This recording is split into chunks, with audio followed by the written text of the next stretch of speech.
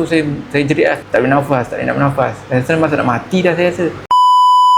Masa dah habis tebuk kali ketiga tu, turun tempat daripada operation, pergi x-ray. Masa tu saya baring kan, dia suruh bangun nak bagi apa benda yang x-ray tu, benda apa yang besi tu kan. Time nak bangun tu saya tak boleh sebab tube dalam badan saya tu dia belaga dekat dalam paru kan. Tak boleh nak nafas time tu. Time tu saya jerit lah, tak boleh nafas, tak boleh nak bernafas. Dan saya masa nak mati dah saya rasa. Terus pergi buat kecemasan. Masuk oksigen kan, cek nadia apa semua. Petang tu saya dah okey sikit. Malam tu saya memang rasa sakit lah sebab bil sudah habis. Memang dah meraung dah saya rasa. Masuk ubat tu saya dah baru boleh rasa tidur, rasa macam sejuk macam kat syurga saya rasa, kat alam lain lah kan. Sebab saya rasa sejuk ubat tu kira jalan lah nak bagi saya boleh tidur kebas. Kalau tidak sini memang tak selesa.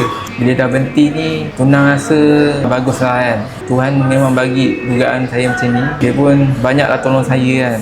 Tolong bawa mak saya pergi hospital apa semua. Dia tengok saya keadaan macam gitu. Dia pun susah hati sebenarnya nak cakap. Masuk tube dalam badan 1 hari. Dia kata kalau boleh dah lah, jangan hisap lah, berhenti.